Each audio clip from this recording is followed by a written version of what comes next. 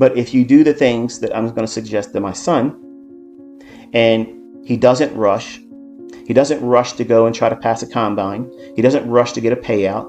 He doesn't try to trade every single fluctuation in price.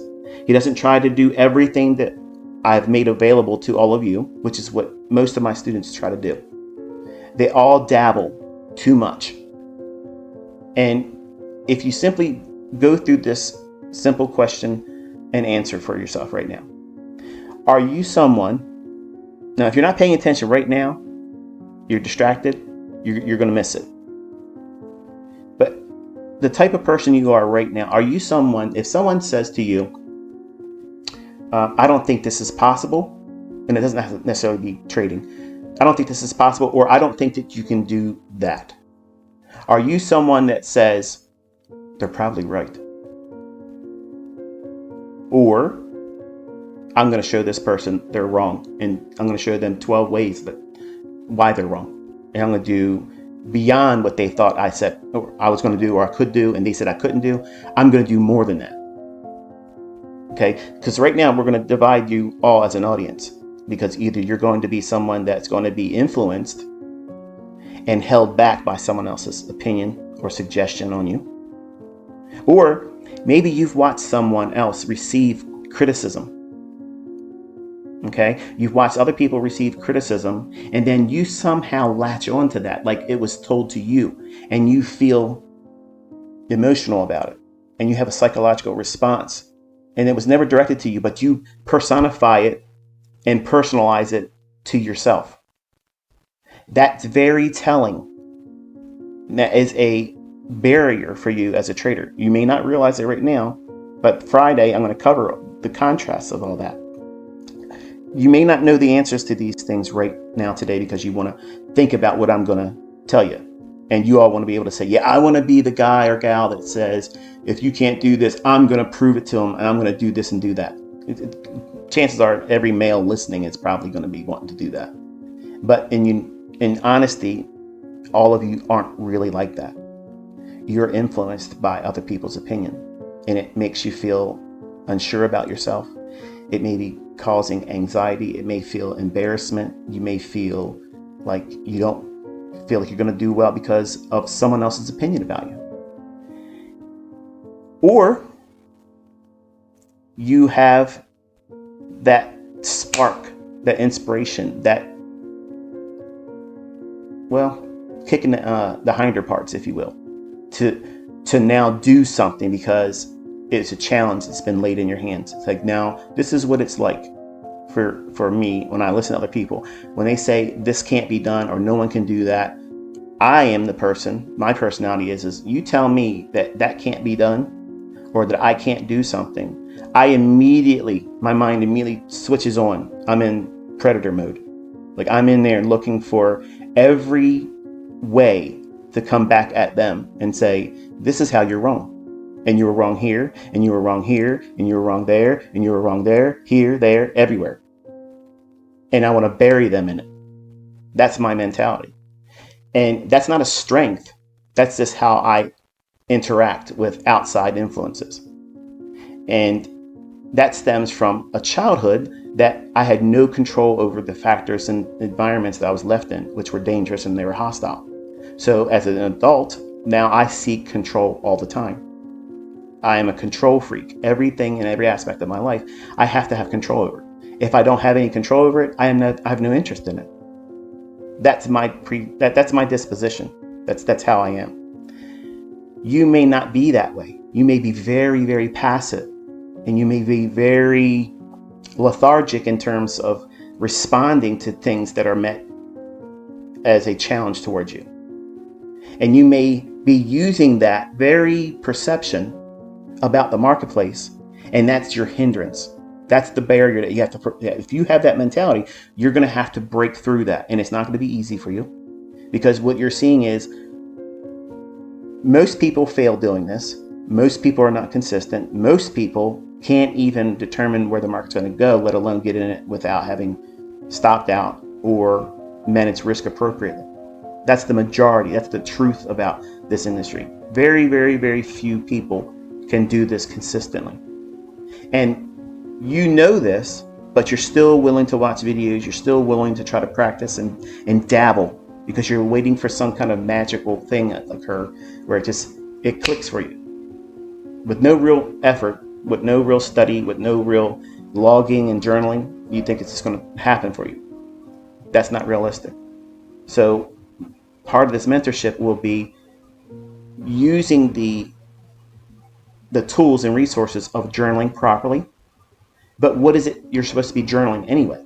Because if you don't know what you're doing, you don't know where the market's going to go next, because you don't know bias, you don't know profiling, you don't know session characteristics, day of week characteristics, seasonal tendencies, all those things. I'm going to present it in a nice, neat little package, but it cannot be done in one video. I don't care how many people go on YouTube and try to say, I watched all of ICT's videos and now I'm going to show you in 5 minutes how you can do it, and you don't have to do that. I promise you, okay? Here it is, $500,000, okay? Go out there, you don't know what you're doing right now. Go out there and watch one of the 5-minute trainer YouTubers, okay? And you got 4 weeks to pass a combine and make $100,000 by the end of the year. If you can prove that, I will give you $500,000. I will drive to your location as long as you're in the States. I will drive, because I don't fly, I'll drive to your place and you can live stream me giving you a $500,000 bank check, okay? That stuff doesn't work, folks.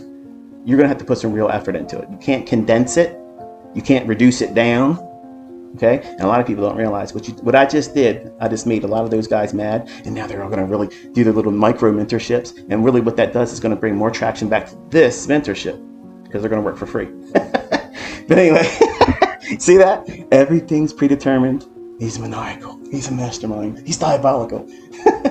Anyway, the very first step is for you to determine where you are mentally, and then determine ahead of time, preparing yourself what adversities are going to be in front of you. For the folks that are saying, okay, you say I can't do this, or someone else is saying that you can't do this, you're going to go at it 100 miles an hour. That's good that you have confidence in yourself, but the problem is you're going to overstep that and become overconfident. And then as soon as you're met with that first adversity, it's going to really hold you down. And it's going to cause you to second guess the next step of stepping out there in faith and determining what it is that you're trying to do or practicing. And then what you end up doing is the initial strength is I'm strong, I'm confident, and nobody's going to tell me I can't do it. I'm going to do it better than I would have done it if they would just invited me to do it casually. But now because they said I couldn't do it, I'm going to do a superhuman Olympic feat of it. And by doing that, what you end up doing is you increase the level of adversity, the difficulty. You put a time limit on it, which is the worst thing in the world to do. You absolutely put a time limit on how fast you should learn how to do something. As soon as someone starts telling you, I'm going to teach you how to do ICT or anything else in this number of days, absolutely, I promise you, they are full of grade A manure. They're lying to you. That's clicks for money. They want you to either buy something they're going to upsell to you later on, or they want you to keep watching their videos that are not going to help you. They may be entertaining, but they're not going to supercharge your understanding. They're not going to make you faster at learning it, okay? The only thing they're doing is trying to capitalize on a market that's huge right now, which is Tik Tok mentality. You know, 10 second, 15 second, 30 second time span of attention span. And I have no patience for anyone, zero patience for anyone as a student that thinks like that. I broom them quickly. I get them out of my face. I don't want to have any interaction with them because you're absolutely lazy. You're absolutely lazy. You want it easy, you want it real fast, and you have unrealistic expectations. And anyone that has common sense will tell you that that is someone that will not be successful. Period. End of story. If you don't want to warm up to the idea of how to do this properly and understand, really understand, that's what mentorship is, understanding how you're going to most likely interact with the marketplace, what's a reasonable response to you for you feeling this way or that way should the market produce an outcome that was either favorable or not favorable for you. How are you going to interact with? Let's say the first time you sit down and you try to test something and it takes off and runs like 150 handles in the NASDAQ. What's that going to feel like for you? you're going to feel ecstatic. You're going to be excited, and you're going to feel like, wow, this is a whole lot easier than I thought. And that's wrong. But see, that's the problem with these 20-year-olds that teach. They want you to have the emotional stimuli, because that emotional stimuli gives you a rush. It's dopamine. It gives you that physical, feel-good butterfly moment that does not last. It will not last. 10 minutes later, you're not buzzing by that right call that you made, that demo trade that you made, or that you just passed your combine. You all think that I got to get my combine passed and then I could start trading on an account where I can make profitable trades. So you're willing to do everything and anything just to gamble to get it passed. And then once you get there, you think it's going to be easy, when it becomes extremely much more difficult, because now you don't want to lose that past funded account. And every candlestick looks like a foreign language to you. Even if you understand certain elements of reading price action, it will look completely different. You won't feel comfortable pushing a button, because now you're thinking, if I get in right here, what if it goes down to here? Or what if it goes to this high here? Where do I put my stop loss? I don't want to get stopped out, but I got to use a stop. And see, what are you doing? You're trying to protect yourself from a losing trade, because that losing trade, even if it's small in denomination, if it's small in amount of really, dollar risk, the lasting impact and the depths of how far it digs into your backside, it's monstrous, because you're creating a demon. You're manifesting your worst adversary, because you didn't do everything that I'm suggesting as a starting point right now. It prepares you for this. What do you think basic training is for when people go to the military?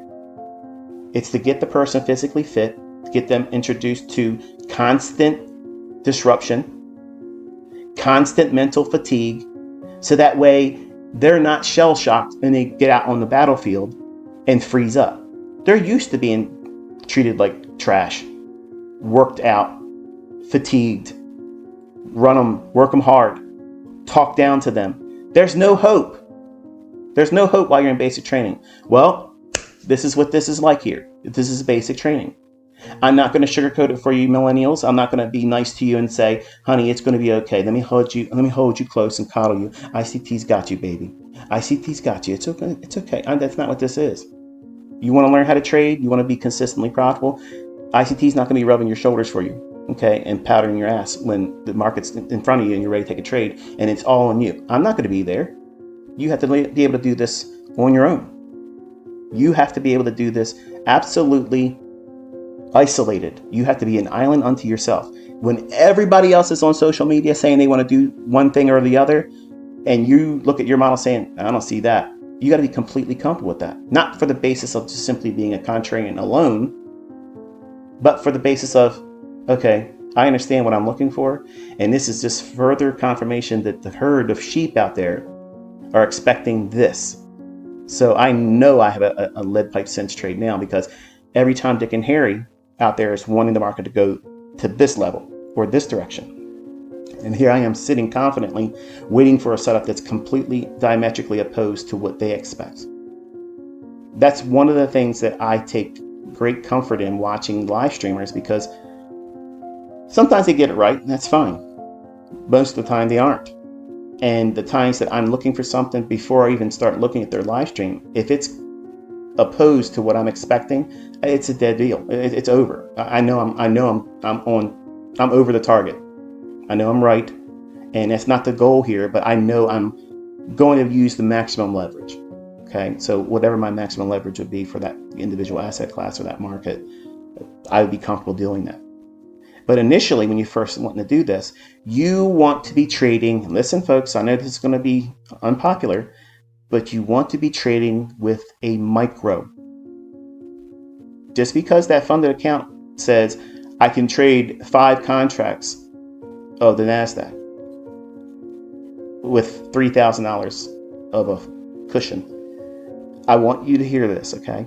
And I mean this sincerely, and I'm not trying to be funny about it, but if you're trading more than one contract of a micro with 3,000 cushion, and you're not consistently profitable and you don't know what you're doing, you're absolutely gambling, and gamblers don't last long. You can gamble. There's a lot of people over the years with all these funded account companies.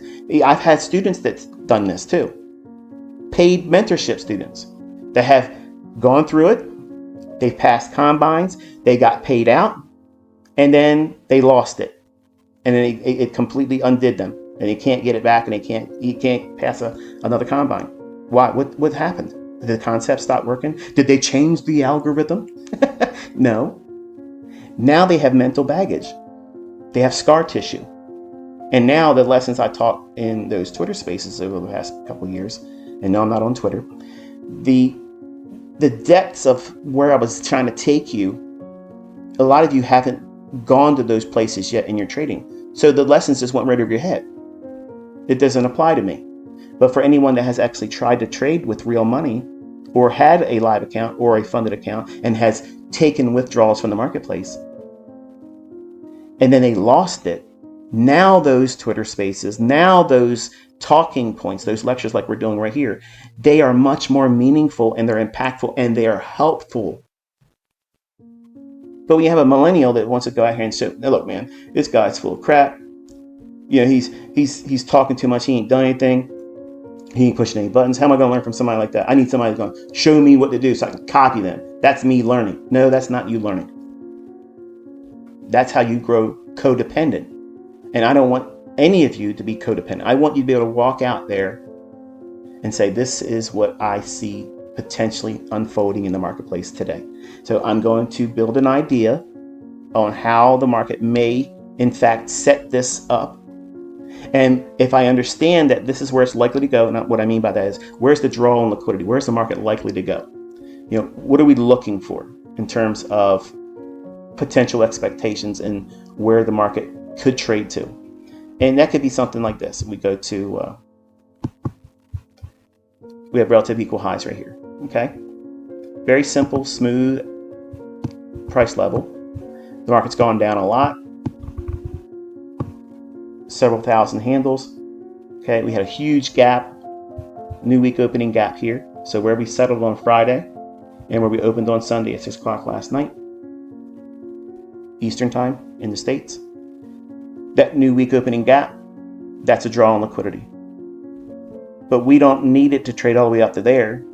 So where is the low hanging fruit objectives for just short-term bias?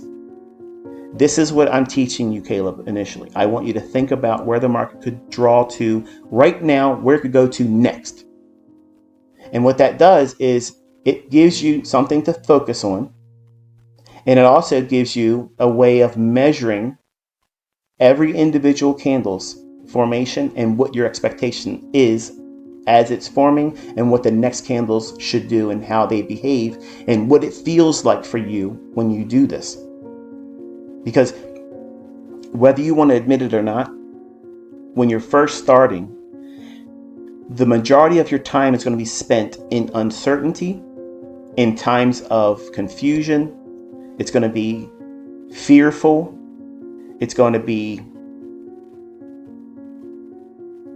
well, it's going to feel very anxious. You'll feel anxious. You may even start feeling body symptoms of tinglingness, lightheadedness, feel like you're going to get sick. And you may still only be in a demo, because what you're doing is you're elevating the outcome to a level that is not expected. You don't need to put that much pressure on you. In fact, if that's how you're thinking, it's normal for you to feel that way when you first start trading with a real account. That's a normal thing, but there's no way around it.